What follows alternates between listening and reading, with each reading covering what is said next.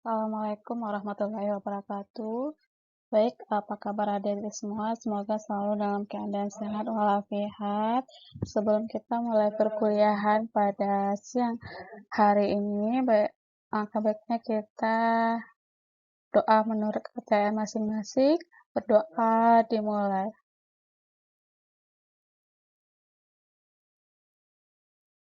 Oke, berdoa selesai. Dalam ruang lingkup pembelajaran sains materi ini akan kita bahas ya dari ruang lingkup program pengembangan pembelajaran sains untuk anak usia dini atau RA sampai pertemuan yang ke-8 itu adalah kriteria kualitas untuk pembelajaran sains untuk anak usia dini. Nah, ini adalah rangkuman materi-materinya. Yang nanti kita akan pelajari adalah ruang lingkup ya, program pengembangan pembelajaran sains untuk anak. Kemudian yang kedua, model-model pengembangan pembelajaran sains untuk anak usia dini. Kemudian yang ketiga, pengembangan unit dan perencanaan pembelajaran sains untuk anak usia dini. Yang keempat, strategi dan pendekatan pembelajaran sains untuk anak. Kemudian yang kelima, organisasi kelas untuk pembelajaran sains untuk anak usia dini yang meliputi distribusi material pembelajaran, penyediaan area atau arena bekerja anak, kemudian yang ketiga pemberian petunjuk bekerja atau belajar, yang keempat mengatasi kejenuhan belajar.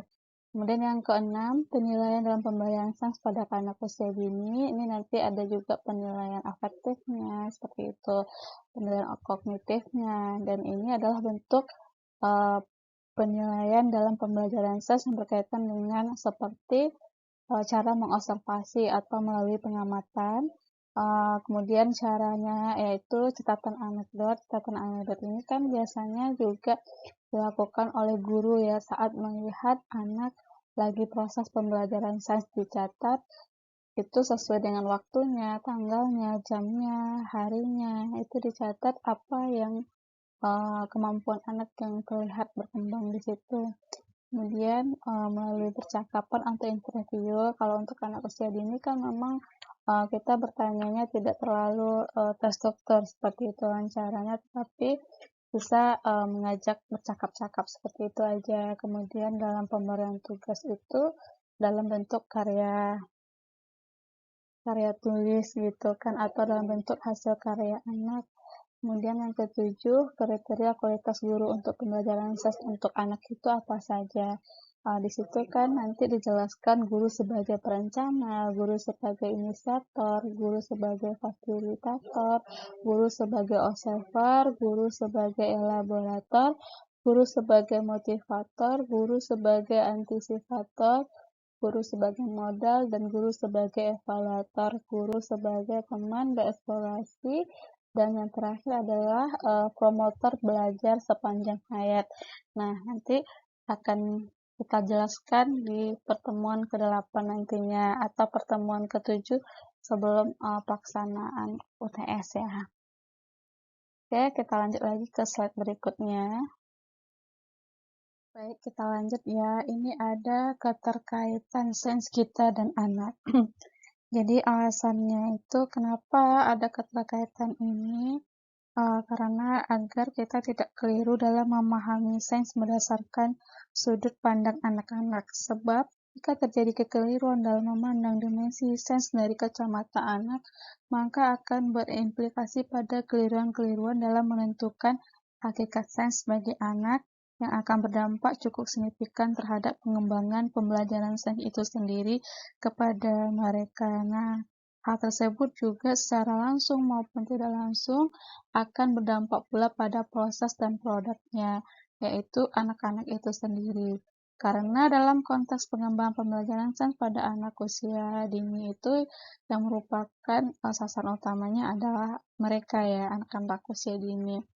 Jadi salah satu contohnya ya, contoh nyatanya misalnya nih pembelajaran sains untuk anak, yaitu pertama ya, anak menangkap capung, memasukkannya ke sebuah toples, mengamatinya dan merasakannya, maka akan timbullah rasa kasihan atau hibah sehingga tumbuh perasaan lebih baik dilepaskan. Nah, itu adalah proses sains juga gitu kan. Kemudian itu uh, ada nampak muncul sikapnya. Kemudian anak mengenakan jaket di musim hujan. atau dingin dan merasakan menjadi hangat selama dan setelah mengenakannya. Nah, itu kan terasa hangat menggunakan jaket, itu juga adalah proses sains.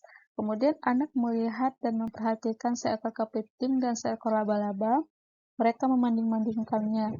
Kemudian timbul pertanyaan di benaknya mengapa keduanya sepertinya mirip kan antara kepiting dengan laba-laba. Kemudian seorang anak mengamati orang dewasa sedang memberikan makanan pada hewan. Perlahan-lahan dia mendekati, kemudian di samping orang dewasa tersebut, ia mulai memberanikan diri, memberikan makanan secara langsung kepada hewan tersebut. Nah, di situ adalah kalau kita renungkan adalah proses sains bagi anak-anak ya, yang dapat mengantarkannya menuju seorang saintis yang hebat gitu.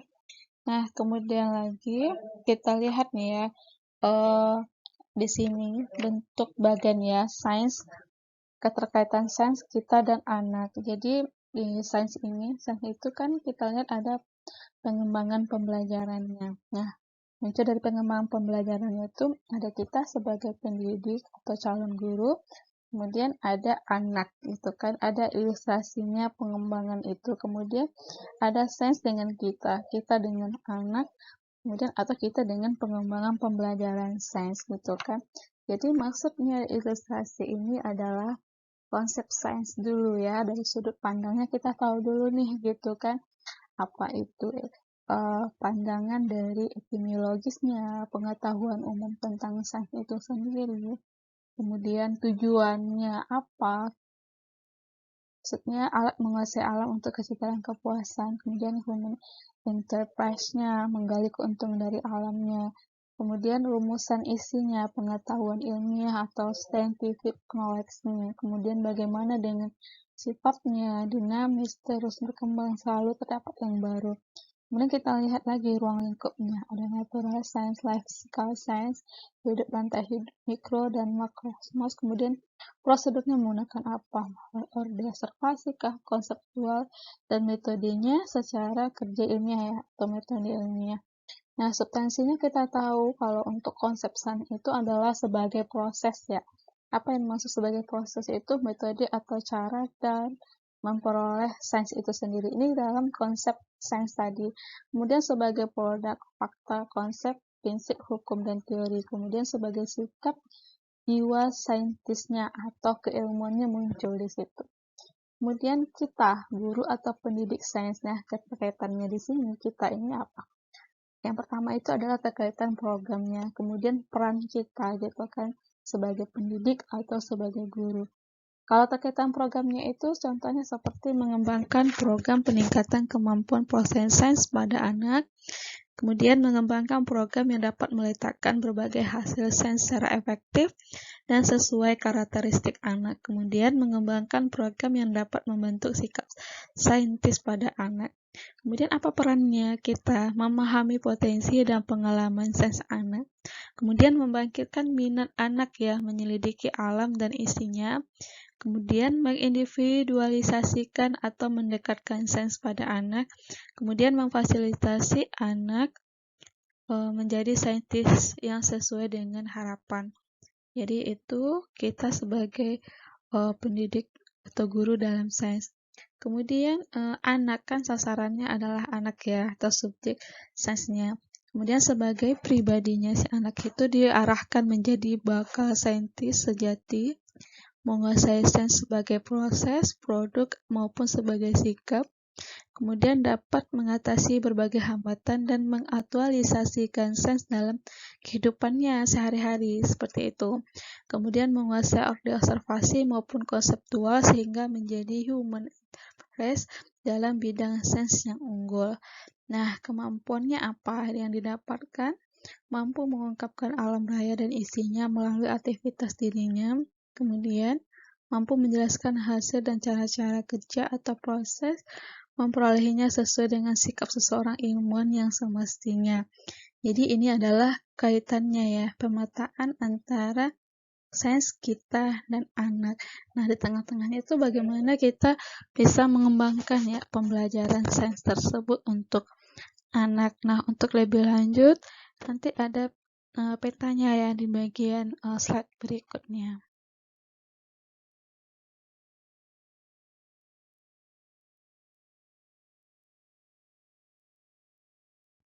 Kita lanjut, jadi memang kalau di sini kita lihat ada beberapa dari, pengertian tentang sains itu ya. Ada Saintia, saya tahu dalam kamus Inggrisnya artinya sains mula-mula lama-kelamaan disebut sebagai natural science atau pengetahuan alam. Nah, para ahli juga memandang menurut kajian etimologi dan dasar zaman yaitu Winsensel, yaitu memiliki pengetahuan yang tersusun atau terorganisasi secara sistematis.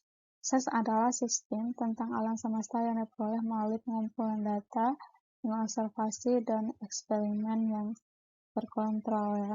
Jadi sebenarnya dalam penyampaian pengembangan pelajaran sains pada anak usia dini sebaiknya kita memang harus memiliki ya yang tujuannya tadi ditujukan apa dan bagaimana cara merealisasikannya.